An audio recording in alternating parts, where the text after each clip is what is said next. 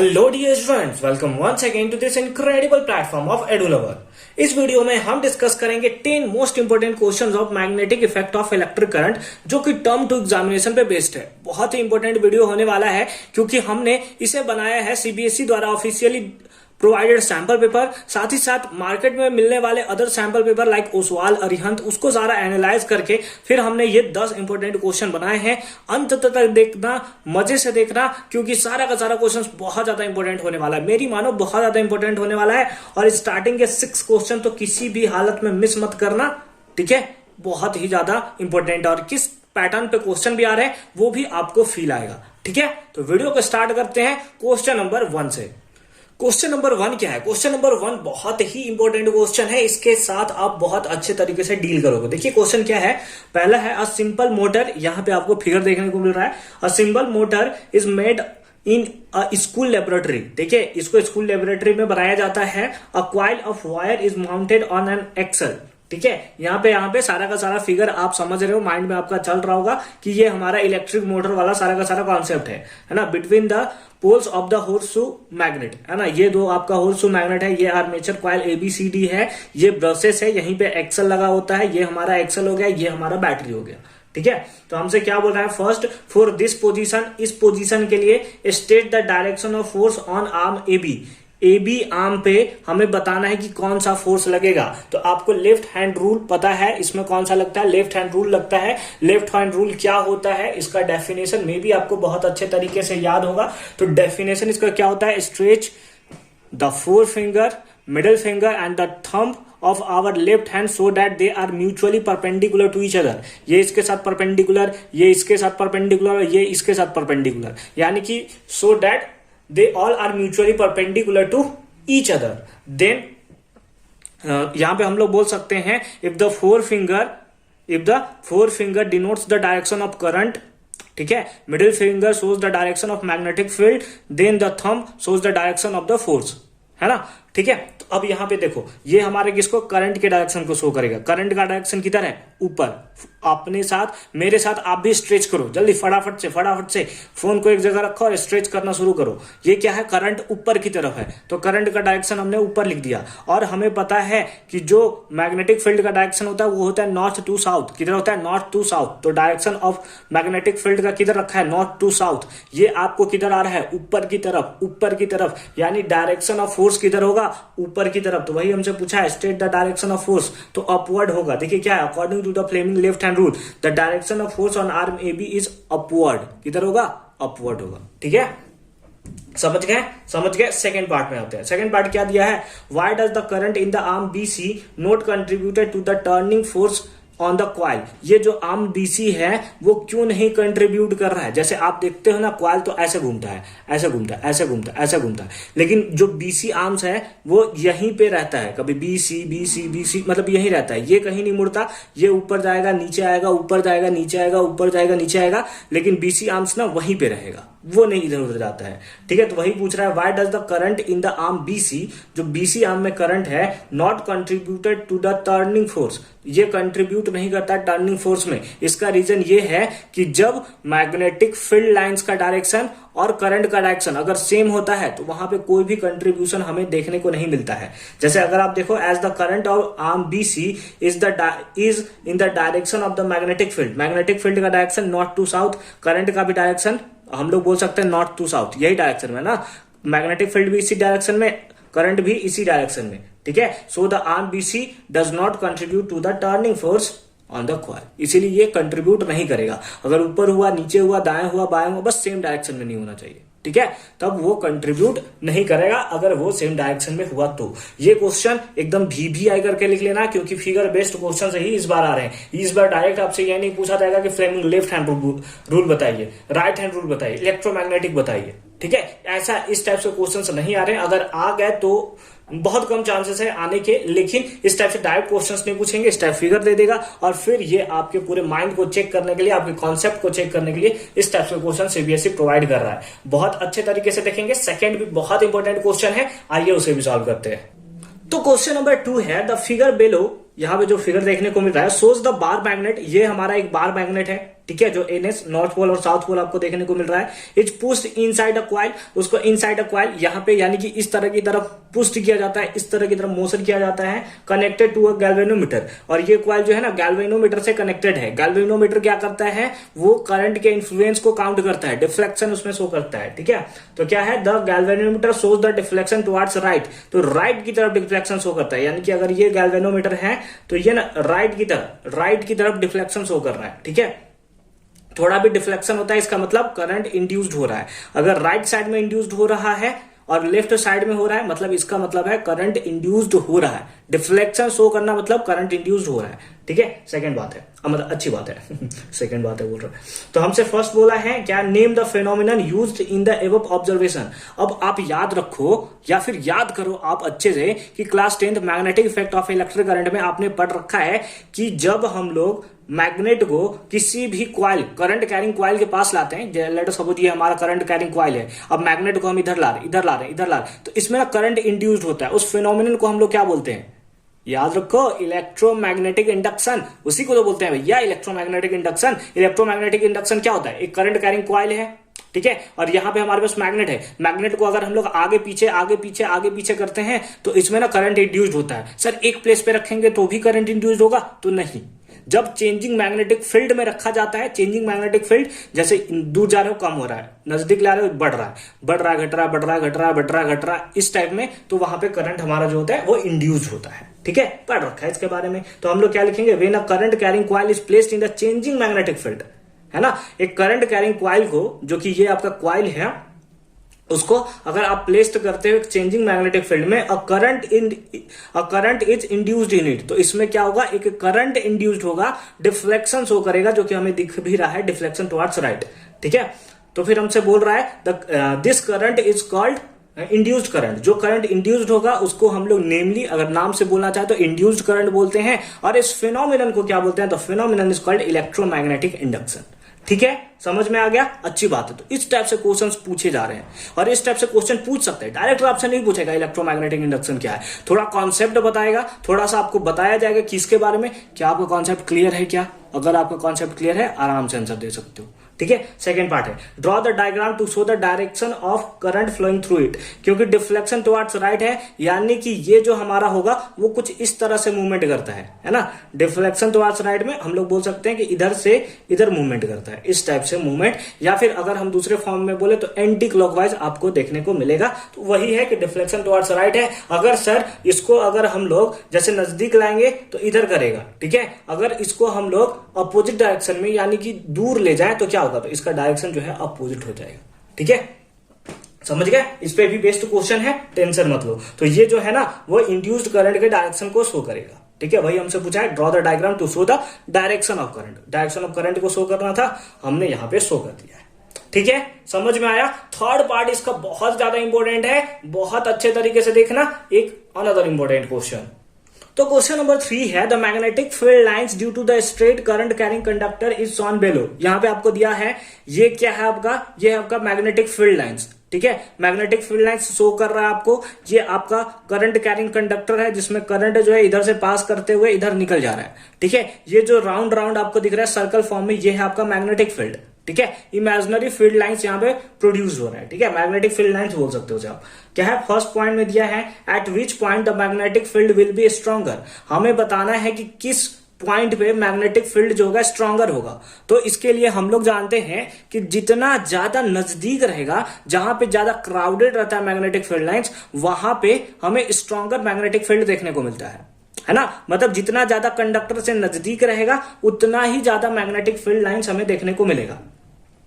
ठीक है, तो अगर हम लोग देखें तो क्या लिखा हुआ है, the magnetic field line is stronger, है ना। स्ट्रॉन्गर होता है कहां पे, एट अ पॉइंट, उस पॉइंट पे, which is nearer to the conductor, जो कहां पे है, नजदीक होगा, किसके, कंडक्टर के नजदीक होगा। एंड गोज ऑन डिक्रीजिंग, और धीरे धीरे डिक्रीज होता चला जाता है, on moving away from the conductor, जैसे जैसे आप दूर चले जाते हो। यानी कि अगर बोले तो इस पॉइंट में मैक्सिमम होगा और ये दूर वाला पॉइंट हमारा यहां पे सबसे मिनिमम होगा।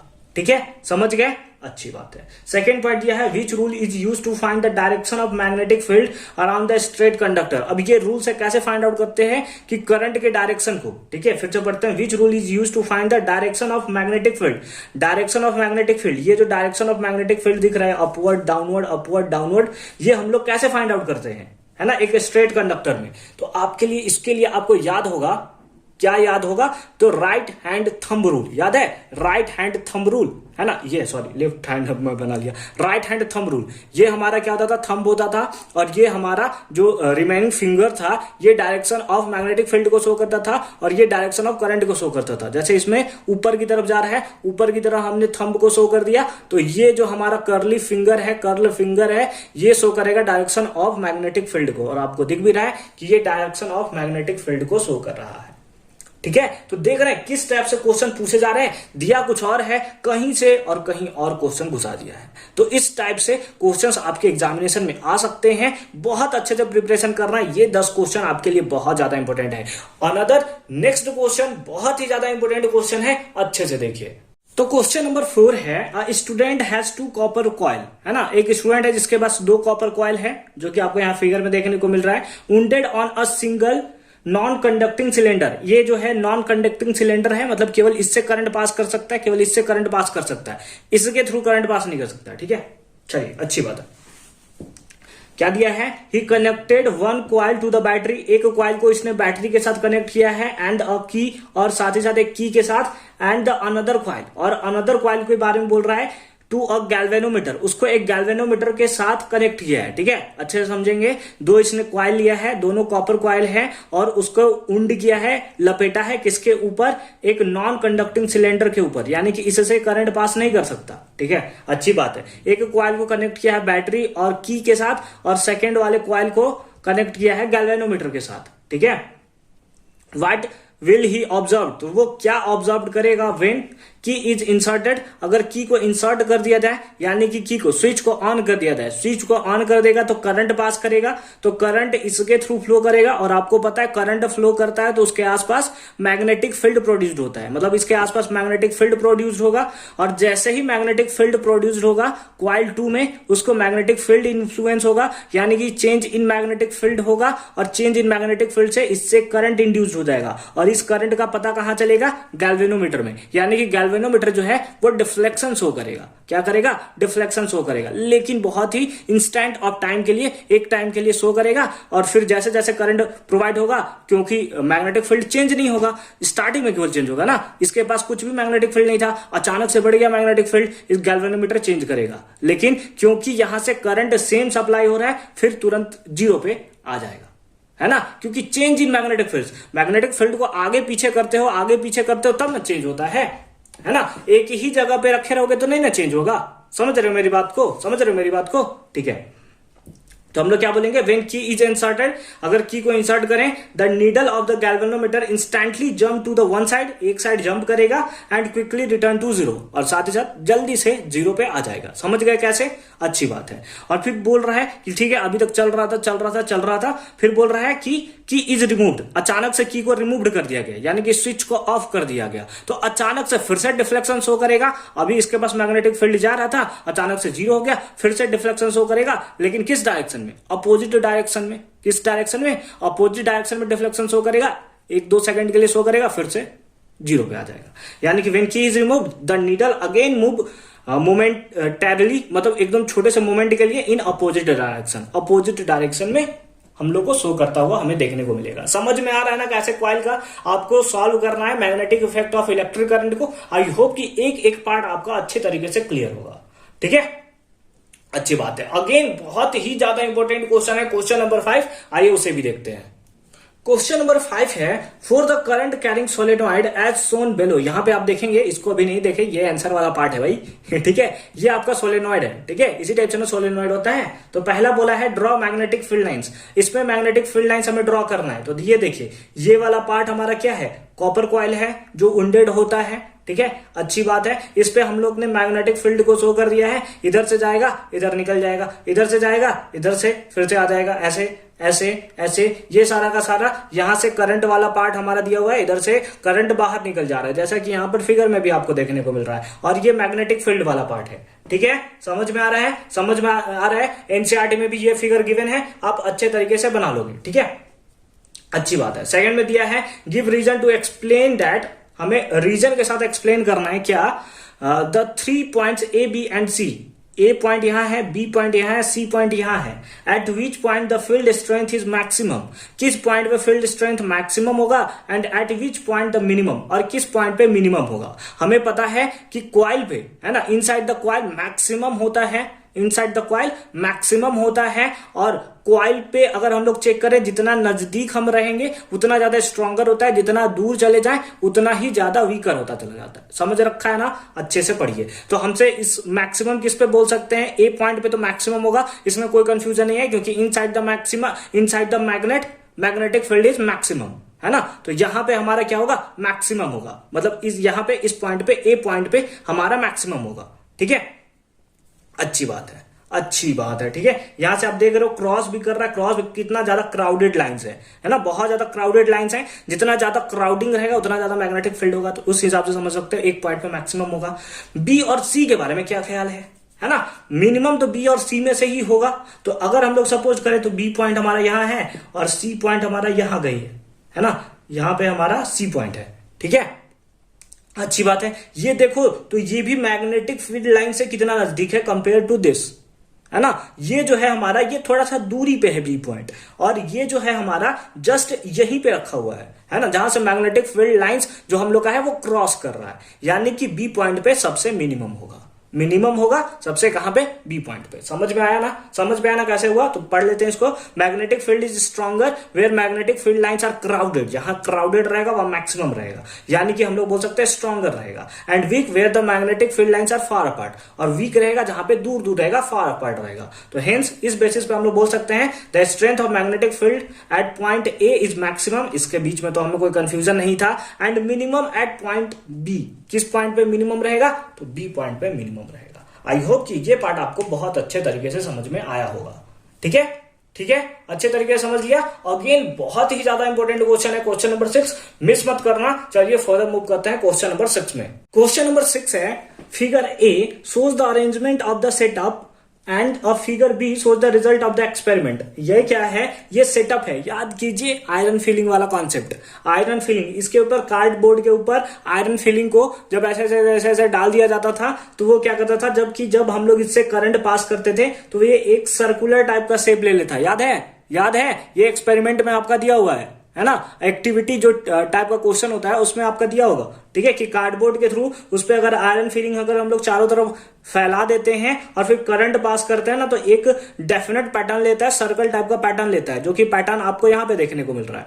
ठीक है, अच्छी बात है। ये सारा का सारा क्या है, आयरन नेल है। ठीक है, तो उस पे बेसिस पे हमें 2 क्वेश्चन पूछा हुआ है। क्या पहला क्वेश्चन पूछा है, what does this concentric circle shows, तो ये कॉन्सेंट्रिक सर्कल जो है वो क्या शोज कर रहा है, तो मैग्नेटिक फील्ड लाइंस को शोज कर रहा है, क्योंकि आपको पता है magnetic circle lines, magnetic field lines जो होता है वो एक सर्कल के फॉर्म में होता है, कभी एक दूसरे को क्रॉस नहीं करता है। याद है ना, याद है ना, बहुत अच्छी बात है। तो क्या लिखेंगे, the concentric circle shows the direction of magnetic field around it.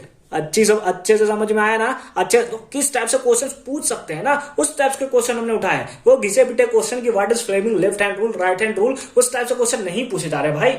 आपको उस टाइप से क्वेश्चन तो नहीं देखने को मिलेंगे, आपको इस टाइप के क्वेश्चन देखने को मिलेंगे। इसीलिए हमने ये 10 क्वेश्चन लिया है, एकदम तगड़े क्वेश्चन लिए हैं, समझ गए, अच्छी बात है। सेकंड पॉइंट पे आते हैं, which rule gives the direction of magnetic field around it, है ना, कौन सा रूल हमें direction of magnetic field around it, भाई याद करो, सर्कल वाला कुछ देर बताया है कि अगर करंट ऊपर की तरफ फ्लो करता है, अगर करंट ऊपर की तरफ फ्लो करता है तो डायरेक्शन ऑफ मैग्नेटिक फील्ड जो होता है वो कर्ल फिंगर के थ्रू होता है, जो कि होता है एंटी क्लॉकवाइज। और अगर इसको थंब को अगर हम लोग डाउनवर्ड शिफ्ट कर दें तो ये जो हम लोग का कर्ल्ड फिंगर है वो क्लॉकवाइज हमें शो करेगा। तो हमें क्या लगा, the direction of magnetic field around it around a current carrying conductor is given by the right hand thumb rule. इससे पहले भी डिस्कस कर रखा है ना, हमने कर रखा है ना, अच्छी बात है।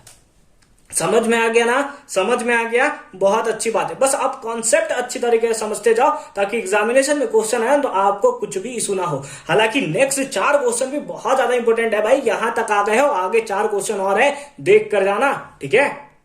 क्वेश्चन नंबर 7 है list 4 properties of magnetic field lines. ये क्वेश्चन मैंने क्यों लिया है, तो इसके पीछे रीजन है क्योंकि ये प्रीवियस ईयर क्वेश्चन में यहां से बहुत सारे क्वेश्चंस पूछे गए हैं, ठीक है। और यही रीजन है कि मैंने इस क्वेश्चंस को यहां से उठाया है। क्या है? पहला, field lines arises from north pole and end into south pole. ये हम तो हमें बहुत पहले से पता है सर, ये तो जब हमने चैप्टर स्टार्ट किया था तभी हमें पता था। तो ये क्या है? प्रॉपर्टीज है। हमें कोई भी 4 प्रॉपर्टीज बताना था। सेकेंड प्रॉपर्टीज में हम लोग लिखेंगे field lines are closed curved. Closed curved होता है मतलब ऐसा नहीं होगा कि फील्ड लाइन जो है ना यहां से स्टार्ट हुआ और यहां पे जाके खत्म हो गया, ऐसा नहीं होगा। ये जब भी होगा एक क्लोज्ड कर्व के फॉर्म में होगा, यानी कि टोटली क्लोज्ड रहेगा, एक सर्कल टाइप का, इस टाइप से रहेगा, इस टाइप से रहेगा, लेकिन जब भी रहेगा क्लोज्ड रहेगा। क्लोज्ड ऐसा स्ट्रेट लाइन नहीं रहेगा, ऐसे ऐसे ऐसे नहीं रहेगा, ठीक है, एक क्लोज्ड कर्व्ड रहेगा, ठीक है।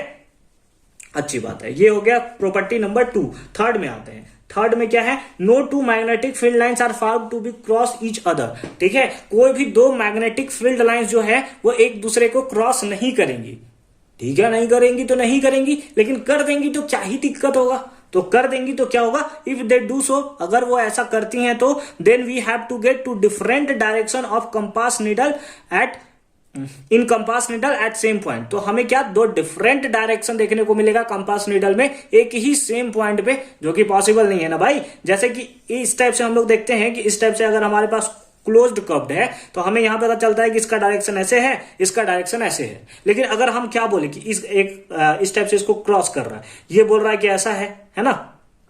यानी कि अगर हम लोग यहां पे देखें तो एक ही पॉइंट पे इधर का भी डायरेक्शन शो कर रहा है, इधर का भी डायरेक्शन शो कर रहा है, तो एक ही पॉइंट पे 2 डिफरेंट डायरेक्शन कभी पॉसिबल नहीं हो सकता, विच इज नॉट पॉसिबल। यानी कि वो ऐसा कभी नहीं करेंगे, ठीक है। 4th पॉइंट पे आते हैं। 4th पॉइंट में क्या है? The relative strength of magnetic field is shown by the degree of closeness of the field lines. यानी कि strength of magnetic field lines कितना स्ट्रेंथ है ना, मतलब मैग्नेटिक फील्ड का कितना स्ट्रेंथ है वो शो करेगा कि वो कितना ज्यादा क्लोजर है। इससे पहले डिस्कस किया था ना प्रीवियस क्वेश्चन में कि जितना ज्यादा क्लोज रहेगा उतना ही ज्यादा मैग्नेटिक फील्ड ज्यादा रहेगा। ABC वाले क्वेश्चन जो था मैंने उसमें वही दिखाया था कि ए पॉइंट पे, क्योंकि वहां पे क्राउडिंग बहुत ज्यादा है, और क्राउडिंग यानी कि क्लोजनेस बहुत ज्यादा है, और क्लोजनेस ज्यादा के कारण वहां पे मैग्नेटिक फील्ड जो होता है बहुत बहुत बहुत ज्यादा हाई होता है, ठीक है। समझ में आ गया क्वेश्चन नंबर 7। आई होप कि ये पार्ट आपको बहुत अच्छे तरीके से समझ में आया होगा। फर्दर मूव करते हैं क्वेश्चन नंबर 8 में। क्वेश्चन नंबर 8 है draw a labelled diagram to show how a electromagnet is made, है ना। एक इलेक्ट्रोमैग्नेटिक कैसे मिलकर बना होता है, इसके लिए एक लेबल डायग्राम बनाना है। ये देखिए रहा आपका एक लेबल्ड डायग्राम। इस तरह से अगर क्वेश्चन आता है एग्जामिनेशन में, इस तरह से बनाओगे एकदम प्योर मार्क्स मिलेगा आपको, एकदम प्योर मार्क्स, ठीक है। बी पार्ट पे आते हैं। State the purpose of soft iron core used in making electromagnet. अब इलेक्ट्रोमैग्नेट बनाने के लिए आयरन, सॉफ्ट आयरन कोर का ही क्यों यूज किया जाता है, बताइए, इसके पर्पस के बारे में बताइए। तो देखिए इसका आंसर क्या होगा? Iron that has low carbon content. Iron के पास क्या होता है? लो कार्बन कंटेंट होता है, and is easily magnetised and demagnetised. और ये जो होता है ना इजिली मैग्नेटाइज्ड या फिर हम बोल सकते हैं डीमैग्नेटाइज्ड हो जाता है। Use to make the core of solenoid, और इसीलिए इसका यूज किया जाता है कोर ऑफ सोलेनॉइड को बनाने के लिए, एंड अदर इलेक्ट्रिकल इक्विपमेंट, और इसके साथ साथ अदर इलेक्ट्रिकल इक्विपमेंट में भी इसका यूज किया जाता है। तो इसका मेन रीजन क्या था? इसका मेन रीजन था कि इसके पास लो कार्बन कंटेंट होता है, साथ ही साथ इजिली मैग्नेटाइज्ड और डीमैग्नेटाइज्ड हो जाता है। आपने देखा है कि जब इसके थ्रू करंट पास करते हैं हम लोग तो बहुत ही जल्दी ये क्या कर देता है? अपने थ्रू करंट पास करने देता है, और करंट पास करता है तो हम लोग क्या होगा कि मैग्नेटिक फील्ड तो प्रोड्यूस्ड होगा ही होगा, ठीक है। और नेक्स्ट पार्ट में इलेक्ट्रोमैग्नेटिक इंडक्शन में हमने देखा कि अगर हम लोग चेंजिंग मैग्नेटिक फील्ड रखते हैं तो फिर यहां पे करंट इंड्यूस होता है, मतलब इजिली मैग्नेटाइज्ड भी हो जाता है, इजिली डीमैग्नेटाइज्ड। मैग्नेटाइज मतलब मैग्नेट वाला प्रॉपर्टी जो शो करता है, और डीमैग्नेटाइज्ड हो जाता है, जिसके कारण इसका यूज किया जाता है किसका? सॉफ्ट आयरन कोर का, फॉर मेकिंग एन इलेक्ट्रोमैग्नेट, है ना। मतलब करंट ही तो हमें पास कराना भैया, जिसमें जल्दी पास करेगा उसी का हम लोग ज्यादातर यूज करेंगे, ठीक है। तो आई होप कि क्वेश्चन नंबर 8 आपको बहुत अच्छे तरीके से समझ में आया होगा। फर्दर मूव करते हैं बहुत ही इंपॉर्टेंट क्वेश्चन नंबर 9 में। सेकेंड लास्ट क्वेश्चन है, यानी कि क्वेश्चन नंबर 9 है, अ कॉइल पी, एक कॉइल पी है, ठीक है, it's connected to a torch bulb, इसको ना एक टॉर्च बल्ब के साथ कनेक्टेड रखा गया है, सॉरी पी को एक टॉर्च बल्ब के साथ कनेक्टेड रखा गया है, अच्छी बात, and placed parallel to the another coil Q, और इसके पैरेलली एक और कॉइल है जो कि कौन सा है, क्यू है, ठीक है, अच्छी बात, is shown in the figure, जैसा कि आपको फिगर में देखने को मिल रहा है, ठीक है, अच्छी बात है। तो एक्सप्लेन द फॉलोइंग, हमें एक्सप्लेन कर रहा है, पहले में दिया बल्ब लाइट अप, है ना, बल्ब जो है वो जलने लगता है ना, जलने लगता है मतलब लाइट देने लगता है, ठीक है, उसके बारे में हमें बताना है कि क्यों ऐसा होगा। तो जैसे कि आपको पता है कि एसी जो है, अगर एसी यानी अल्टरनेट करंट, जैसे ही यहां से आप करंट प्रोवाइड करेंगे तो इसमें क्या होगा, क्यू के थ्रू करंट पास करेगा, और क्यू के थ्रू, क्योंकि कंडक्टर है तो क्यू के थ्रू करंट अगर पास किया तो यहां पे मैग्नेटिक फील्ड प्रोड्यूस्ड होगा, पी में क्या होगा, चेंज इन मैग्नेटिक फील्ड होगा, और चेंज इन मैग्नेटिक फील्ड से क्या होता है, करंट इंड्यूस्ड होता है, और करंट इंड्यूस्ड होगा तो बल्ब जो है वो आपका लाइट अप यानी कि जलने लगेगा। समझ आ रहा है ना, इलेक्ट्रोमैग्नेटिक इंडक्शन याद करो भाई, कुछ देर पहले तो बताया इलेक्ट्रोमैग्नेटिक इंडक्शन वही चीज है। तो देखिए लिखते हैं, due to electromagnetic induction, starting में ही हमने लिख दिया, the coil P is under the influence of the magnetic field produced by coil Q, है ना, ये जो मैग्नेटिक फील्ड प्रोड्यूस करेगा उसको पी इन्फ्लुएंस करेगा इसके थ्रू, ठीक है। सो current is induced in P, इसीलिए इसमें करंट इंड्यूस्ड हो जाएगा और बल्ब लाइट अप। लेकिन आपको पता है कि ये जो है बस क्या बोलते हैं, इंस्टेंट फिनोमिनन है, मतलब कुछ इंस्टेंट के लिए होगा फिर तुरंत बंद हो जाएगा, ठीक है, लेकिन जलेगा। फिर सेकंड में पूछ रहा है, बल्ब गेट डीमर, बल्ब जो है वो डीम हो जाएगा, यानी कि अब उतने तगड़े स्पीड से नहीं जल रहा जितना पहले जल रहा था। If the coil P is moved upward, अगर इस कॉइल किसको, पी को अपवर्ड आप ले जाते हो तो इसका रीजन क्या है, बताना है कि लाइट जो है डीमर हो जाता है। तो हमसे यहां लिखा हुआ है, when P is moved upward, जब पी को आप ऊपर की लिए जाते हो तो magnetic field lines entering it gets reduces, तो मैग्नेटिक फील्ड भी जो होगा वो कम होने लगेगा। मतलब क्या हुआ सर, मतलब क्या हुआ, जैसे ये नजदीक है, एकदम नजदीक है, तो यहां से जो मैग्नेटिक फील्ड आएगा वो भी बहुत ज्यादा हाई स्ट्रेंथ का आएगा, और अगर मैग्नेटिक फील्ड हाई स्ट्रेंथ का आएगा तो बल्ब भी ज्यादा ग्लो करेगा। समझ आया। अगर आप इसे ऊपर ले जाते हो, थोड़ा दूर ले जाते हो, थोड़ा दूर ले जाओगे, यहां से करंट प्रोड्यूस होगा, मैग्नेटिक फील्ड निकलेगा, मैग्नेटिक फील्ड को थोड़ा मतलब डिस्टेंस ट्रेवल करना पड़ेगा, यानी कि थोड़ा सा दूर रहेगा, और दूर जाने पे हमें पता है कि जितना ज्यादा आप दूर जाते हो मैग्नेटिक फील्ड रिड्यूस्ड हो जाता है, और मैग्नेटिक फील्ड रिड्यूस्ड होगा इसका मतलब करंट भी रिड्यूस्ड हो जाएगा। तो वही है कि when we moved upward the field lines entering in it होगा, entering in it gets reduced, है ना, वो रिड्यूस्ड हो जाएगा, and so current is induced in P and the lights up but in deeper, है ना, it's bulb get deeper, dimmer, sorry deeper बोल रहा हूं मैं, डीमर, ठीक है, लेकिन वो डीम रहेगा, ठीक है, मतलब थोड़ा कम इंटेंसिटी में आपको देखने को मिलेगा, ठीक है। तो आई होप कि क्वेश्चन नंबर 9 भी आपको बहुत अच्छे तरीके से समझ में आया होगा। आप बोलोगे सर हमने एनसीईआरटी में क्या क्या पढ़ रखा था, आपने तो वो सारा क्वेश्चन दिया ही नहीं 9 क्वेश्चन में। तो भैया 9 क्वेश्चन जो थे ना वो इस बार आ रहे हैं, इसी टाइप्स के आ रहे हैं। लाइक अगर हम लोग समझना चाहे तो हमारे माइंड को कंप्लीटली चेक किया जा रहा है कि क्या आपने अच्छे तरीके से पढ़ रखा है कॉन्सेप्ट को या नहीं पढ़ रखा है, ठीक है। तो बहुत अच्छे तरीके से आप इस पे फोकस करके रखेंगे। फर्दर मूव करते हैं लास्ट क्वेश्चन पे, ये भी इंपॉर्टेंट क्वेश्चन है, क्यों लिया है देखने के बाद आपको समझ में आ ही जाएगा।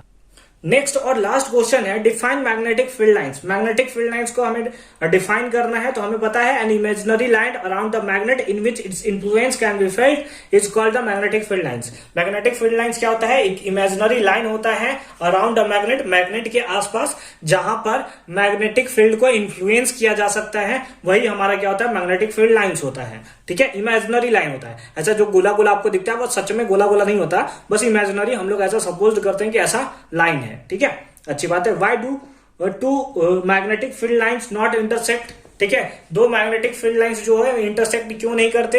हालांकि जब प्रॉपर्टीज हमने पढ़ रखा था तो हमने इसे देख रखा था, लेकिन मैंने इसको इसलिए दिखाया है ताकि आपको क्वेश्चन समझ में आए कि किस टाइप से क्वेश्चन आ सकते हैं। तो दो मैग्नेटिक फील्ड लाइंस इसलिए नहीं क्रॉस करते क्योंकि अगर वो ऐसा करेंगे तो हमें दो डिफरेंट डायरेक्शन देखने को मिलेगा एक ही पॉइंट पे, जो कि पॉसिबल नहीं है। तो वही है, no two magnetic field lines are found to be cross each other. If they do so, अगर वो ऐसा करते हैं then we have to get two different direction of electric field at the same point of intersection which is not possible, ठीक है।